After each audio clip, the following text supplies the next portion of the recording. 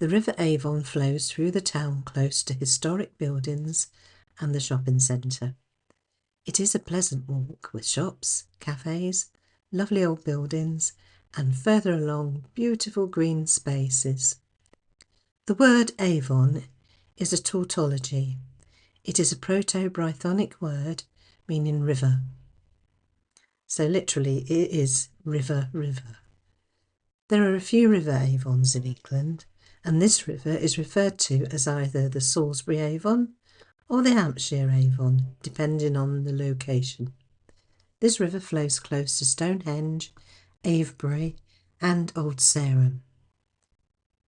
Old Sarum is found on a hill at the edge of Salisbury. There is evidence of a settlement in 3000 BC, and an Iron Age fort was built around 400 BC. The site has been used by the Romans, Saxons and Vikings. William the Conqueror built a Motte and Bailey castle on the central mound.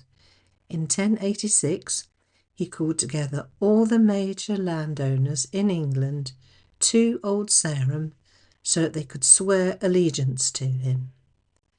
The site was used by Norman, Plantagenet and Tudor kings. Henry I built a royal palace within the walls, and it was in use until Edward II ordered the castle's demolition in 1322. In 1075, the bishopric of Sherborne was moved to the Outer Bailey of the King's Castle. Bishop Osmond, the King's nephew, supervised the building of the new cathedral. In 1092, just 5 days after the cathedral's consecration, lightning struck and badly damaged the cathedral. Osmond's successor, Roger of Caen, rebuilt the cathedral on a much grander scale. What is interesting is that from the 14th century, the borough of Old Sarum elected 2 members of Parliament to the House of Commons.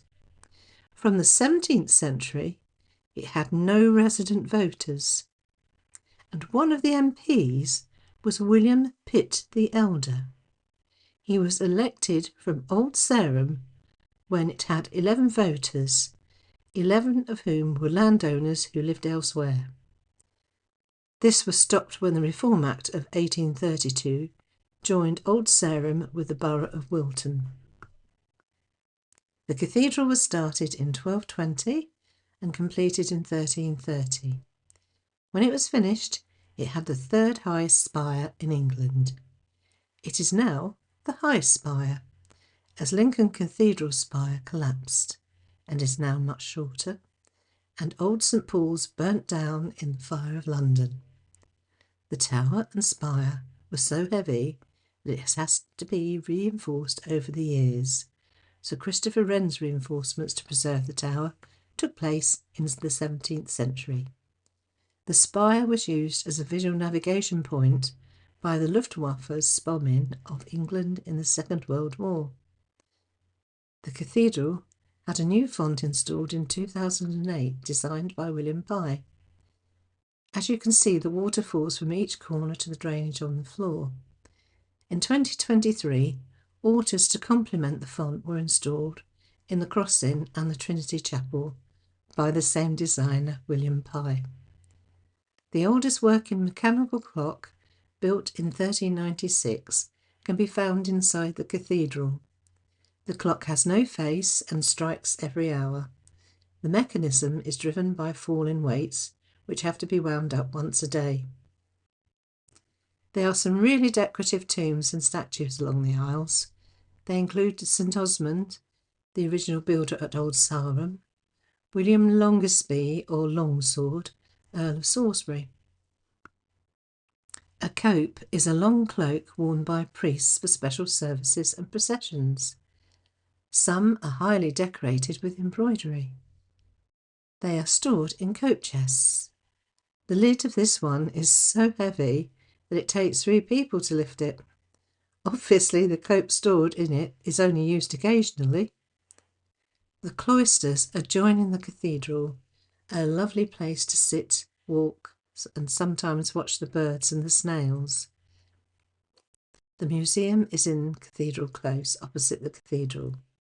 It contains carvings from old Sarum, jewellery from the Saxon burial, and the skeleton of a late Neolithic archer from Stonehenge. There are many famous and interesting things in the museum.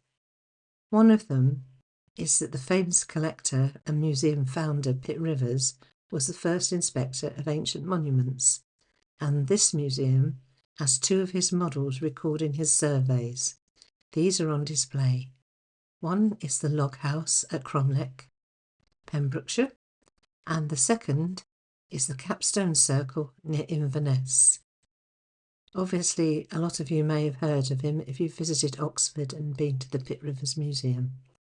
Stonehenge is on the Salisbury Plain, a short distance from Salisbury. Tourist buses to the stones leave on a regular basis from the town centre. There is an exhibition within the visitor centre, which has some interesting tools and finds, and excellent audio-visual. Behind the visitor centre are several reconstructed Neolithic houses that you can walk around. Some of the homes are provided with the type of furnishings you would have if you lived in that period. The way the walls and roofs are fashioned is intriguing. The site is thought to have been in use from 800 BC, long before the monuments we see today. There is evidence of burials and there are earthworks and post holes. The blue stones used at Stonehenge may have originated at the Welsh site of Warne, Main, in the Preseli Hills. An unusual shaped stone at Stonehenge has been studied and matches with one moved from the circle at Warne, Main. There is also a Welsh quarry that is thought to have provided some of the stones. Around 2900 BC, there is evidence of timber structure within the enclosure, and there is also a cremation cemetery. In 2600, the builder started using stone as a building medium, and that is what we've seen today.